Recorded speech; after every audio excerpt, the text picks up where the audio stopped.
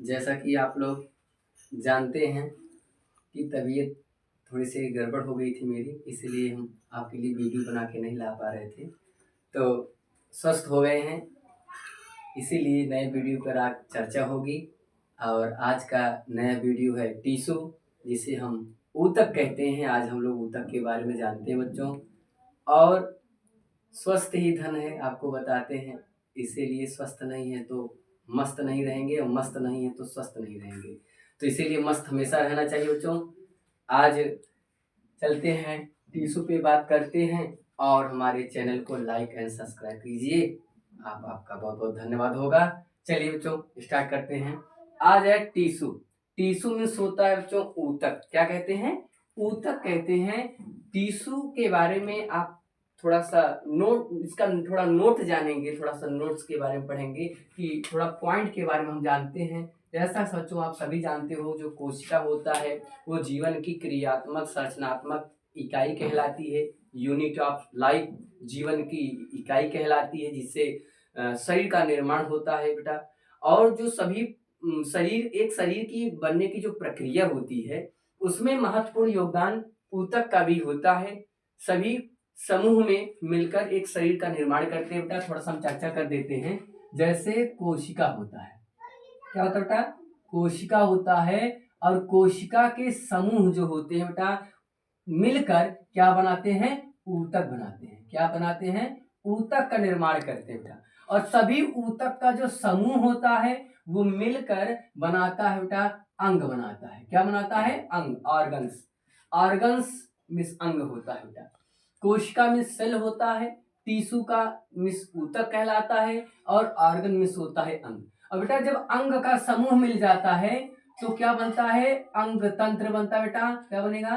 अंग तंत्र बनता है। और अंग तंत्र को इंग्लिश में कहते हैं ऑर्गन सिस्टम। क्या कहते हैं बेटा? Organ system. इसको ऑर्गन, इसको क्या कहते हैं? टिश्यू, और इसे क्या कहते हैं? सेल। आपको सबको पता है। और सभी अंग मिलकर बेटा क्या बनाते हैं? एक शरीर बनाते हैं। एक शरीर का निर्माण होता है बेटा, और शरीर को कहते हैं बॉडी। सभी जानते हैं बेटा। तो यही प्रक्रिया होती है बेटा एक जीव का शरीर का बनना। और बेटा उसमें जो हम टिश्यू पढ़ते हैं, इनकी बहुत ही योगदान है शरीर के बनने में, प्रक्रिया का योगदान इनके अंदर है। तो सबसे पहले जानेंगे कोशिका। कोशिकाओं के समूह से ऊतक बनता है बेटा, और ऊतक के समूह से अंग बनता है, अंग के समूह से अंग तंत्र बनता है बेटा, और शरीर का निर्माण होता है। फिर चलिए हम बात करते हैं बेटा टिश्यू में ऊतक होता है। ऊतक के दो प्रकार होते हैं। एक होता है जंतु ऊतक, और एक होता है बेटा पादप ऊतक, जिसे प्लांट ऊतक कहते हैं। तो जो आज हम बात करेंगे सिर्फ जंतु ऊतक बेटा, ये आपको दूसरे भाग में आपको मिलेगा कि पादप ऊतक क्या होता है या प्लांट टिश्यू किसे कहते हैं। तो आज हम सिर्फ जानेंगे एनिमल्स टिश्यू या जंतु ऊतक। बेटा पहला भाग है ऊतक का उपकला ऊतक। उपकला ऊतक क्या होता है बेटा? ये ऊतक जंतु की बाहरी भीतरी, यानी उपकला जो ऊतक है बेटा, ये बाहरी शरीर की और आंतरिक शरीर की, यानी भीतरी से कहते हैं बेटा। तो ये ऊतक जंतु की बाहरी भीतरी या स्वतंत्र सतहों पर पाए जाते हैं बेटा। जो उपकला ऊतक होता है, ये ऊतक जंतु की बाहरी सतह पर पाए जाते हैं, जिनमें रुधिर कोशिकाओं का पोषण होता है। जिनमें रुधिर कोशिकाओं माफ करना, जिनमें रुधिर कोशिकाओं का अभाव होता है, जिनके कारण इस ऊतक की कोशिकाओं का पोषण विसरण के माध्यम से लसिका द्वारा होता है। यह शरीर के कुछ महत्वपूर्ण अंगों में पाया जाता है, जैसे त्वचा की यानी बाहरी की सतहों पर पाए जाते हैं। जैसे हृदय हो गया, फेफड़ा हो गया, एवं वृक्क यानी किडनी के चारों ओर तथा यकृत एवं जनन ग्रंथियों के दीवार आदि पर यह ऊतक शरीर के अंदर की ओर से बचाता है। जैसे बेटा इसको हम फिर से रिवीजन कर देते हैं, आपको दोहरा देते हैं इसको, जैसे आपको सुनना आया हो जहां पर। तो मैंने आपको बेटा आज बताना था टिश्यू ऊतक। क्या बनना था? टिश्यू ऊतक। टिश्यू को ऊतक कहते हैं। ऊतक हमारे शरीर के लिए बहुत ही महत्वपूर्ण होते हैं, क्योंकि यह शरीर का निर्माण में भाग लेता है। जैसे कोशिका, कोशिकाओं के समूह मिलकर ऊतक का निर्माण करते हैं और सभी ऊतक मिलकर अंग का निर्माण करते हैं और सभी अंग मिलकर अंग तंत्र बनाते हैं और सभी अंग तंत्र मिलकर एक शरीर का निर्माण करते हैं। जैसे सेल के ग्रुप को टिश्यू कहते हैं और टिश्यू के ग्रुप को ऑर्गन कहते हैं और ऑर्गन के ग्रुप मिलकर ऑर्गन सिस्टम बनाते हैं और ऑर्गन सिस्टम मिलकर एक बॉडी की संरचना करते हैं। स्ट्रक्चर ऑफ बॉडी, शरीर की संरचना। इसी प्रकार शरीर की संरचना बनाई जाती है, जो ढांचा बनता है शरीर का, इसी की योगदान से बनता है। तो जंतु ऊतक में सबसे पहला ऊतक है उपकला। ये ऊतक जंतु की बाहरी, भीतरी या स्वतंत्र सतहों पर पाए जाते हैं। इनमें रुधिर कोशिकाओं का अभाव होता है, जिसके कारण इस ऊतक की कोशिकाओं का पोषण विसरण के माध्यम से लसिका द्वारा होता है।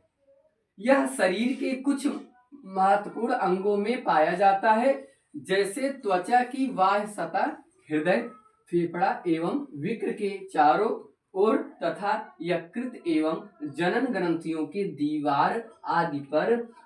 यह ऊतक शरीर के अंदर के फेफड़ों से बचाता है। तो ये पहला पॉइंट हो गया बेटा। संयोजी ऊतक बेटा रक्त ही होता है। रक्त जब तरल अवस्था में होता है, तरल अवस्था में होता है, तो रक्त को संयोजी माना गया है, संयोजी ऊतक कहा जाता है इसीलिए। और हम जानेंगे संयोजी ऊतक जो होता है, ये हमारे शरीर में बहुत ही महत्वपूर्ण योगदान निभाता है। संयोजी ऊतक यानी रक्त। यह ऊतक शरीर के सभी अन्य ऊतकों तथा अंगों को आपस में जोड़ने का कार्य करता है। जो तरल संयोजी ऊतक होता है, यह अंगों को आपस में जोड़ने का कार्य करता है। तरल संयोजी ऊतक जैसे रक्त एवं लसिका संवहन में होता है, यानी जिसको हम इंग्लिश में कैरी कहते हैं। तो कैरी में होता है संवहन का मतलब होता है जब किसी भी चीज को एक स्थान से दूसरे स्थान तक पहुंचाया जाए। संवहन में ढोना, किसी भार को, वजन को ढोना। तो वो आपके शरीर में जो रक्त होता है, वह रक्त एवं लसिका संवहन का कार्य करता है। संवहन के कार्य में सहायक होता है। यह ऊतक शरीर के ताप क्रम को नियंत्रित करता है। आपके शरीर के जो टेम्परेचर होते हैं वो उसको कंट्रोलिंग या ताप नियंत्रण करता है। तथा मृत कोशिका यानी मृतक यानी डेड सेल जो होता है, मृतक कोशिकाओं को नष्ट करके मृत ऊतकों एवं कोशिकाओं की पूर्ति करता है। और नाभिरज्जु पूर्ण संयोजी ऊतक कहलाता है। जो नाभिरज्जु होता है, नाभि जो शरीर में पेट में नाभि पाई जाती है, तो जो नाभिरज्जु है वो प्रौढ़ संयोजी ऊतक कहलाता है। ये आपका कौन सा था? दूसरा पॉइंट है। तीसरा पॉइंट आपको नेक्स्ट बताया जा रहा है। पॉइंट है ऊतक का पेशी ऊतक, इसे मसल टिश्यू कहते हैं। तो पेशी ऊतक क्या है? जिसमें संकुचनशील ऊतक के नाम से भी जाना जाता है। जो पेशी ऊतक है इसे संकुचनशील ऊतक के नाम से भी जानते हैं या जाना जाता है। शरीर की सभी पेशियां इसी ऊतक से, शरीर की सभी पेशियां जो होती हैं इसी ऊतक से मिलकर बनी होती हैं। पेशी ऊतक 3 प्रकार के होते हैं। आइए जानते हैं। पेशी ऊतक के कुल 3 प्रकार होते हैं। तो पहला है आरेखित, दूसरा है पेशी ऊतक और तीसरा होता है रेखित पेशी। तो पहले हम ये जान लेते हैं आरेखी क्या होता है और रेखित क्या पेशी कहते हैं, फिर हम हृदय के बारे में समझते हैं। देखिए, आरेखित पेशी वह पेशी है, वह शरीर में ऐसी पेशियां पाई जाती हैं जो हमारे शरीर के अनैच्छिक क्रियाओं को प्रदान करता है या अनैच्छिक क्रियाओं को होने की संभावना होती है। जो ऐसी क्रिया जो हम बिना इच्छा के अनुसार ना कर पाए, इच्छा से ना करें, अनैच्छिक क्रिया जो इच्छा के अनुसार क्या हो चलती रहे, वो होता है अनैच्छिक क्रिया, जिसे कहते हैं अरेखित। और जो रेखित पेशी होता है जिसमें हम अपनी इच्छा के अनुसार कर पाए, वो होता है रेखित पेशी। और हृदय पेशी रेखीवा होती है, जो हृदय की दीवारें जो मिलकर बनी होती हैं वो हृदय पेशी से मिलकर बनी होती हैं। हृदय की जो दीवार होती है वो हृदय पेशी से मिलकर बनता है। और आरेखित क्या होता है, मैंने बताया आरेखित पेशी वह रेखित पेशी ऊतक कहलाता है जो हमारे शरीर में अनावश्यक क्रियाओं को बिना इच्छा के अनुसार, यानी इच्छा हो तब ना, बिना इच्छा के अनुसार हम कार्य कर सकें, वो आरेखित पेशी या कह सकते हैं रेखित पेशी कहते हैं। और आरेखित पेशी क्या है, रेखित पेशी, आरेखित में क्या होता है जो इच्छा के अनुसार ना हो, रेखित पेशी में क्या होता है जो इच्छा के अनुसार वार या कार्य करो, वो रेखित पेशी कहलाता है। और पेशी हृदय जिसे कहते हैं या हृदय पेशी जिसे कहते हैं, यह हमारे शरीर में हृदय की दीवारों को बनाने का काम करता है। उस मसल या उस पेशी को हम हृदय पेशी के नाम से जानते हैं। ठीक है, तो ये आपका कौन सा तीसरा था। चौथा पॉइंट है तंत्रिका तंत्र। तंत्रिका तंत्र नर्वस सिस्टम जो होता है इसे तंत्रिका तंत्र कहते हैं। ये जो तंत्रिका तंत्र टिश्यू होता है या तंत्रिका तंत्र ऊतक क्या होता है, इसे चेतना ऊतक भी कहते हैं। अभी मैंने आपको समझाया चेतना में होता है एक्टिव, क्या होता है एक्टिव, जो हमारा शरीर सुस्त रहता है जिसे जागृत कर देता है, जो एक्टिव हो जाता है, तो इसका काम होता है तंत्रिका तंत्र का।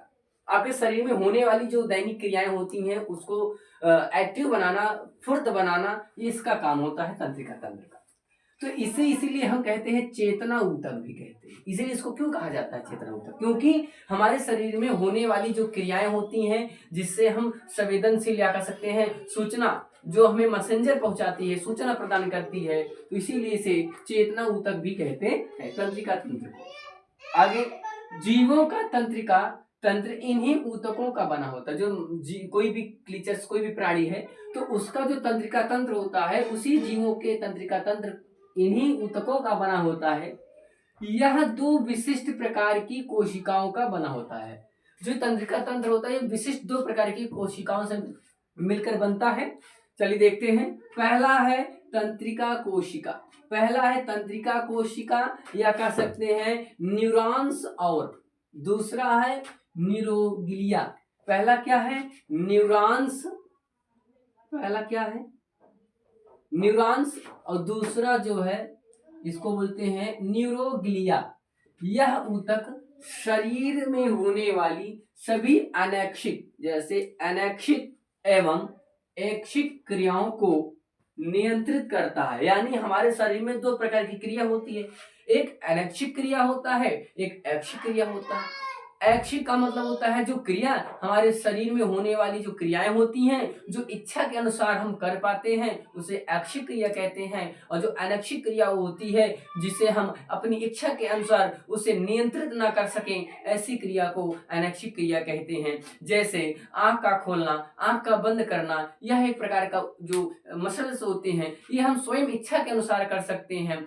और हृदय की धड़कन, हृदय का गति होना, यह हमारे कंट्रोल में नहीं होता है, यह हम इच्छा के अनुसार नहीं कर पाते हैं, तो ये अनैच्छिक क्रिया होती है जो इच्छा के अनुसार न की जाए। तो ये आपका कौन सा टॉपिक था, ये आपका लास्ट टॉपिक था, लास्ट पॉइंट था तंत्रिका तंत्र। तो यही है टिश्यू के प्रकार। आज हम लोग ने जाना कि जंतु ऊतक या एनिमल टिश्यूज किसे कहते हैं। आपको नेक्स्ट भाग में हम पादप ऊतक या प्लांट टिश्यू के बारे में पढ़ाते हैं। धन्यवाद। लाइक और चैनल को सब्सक्राइब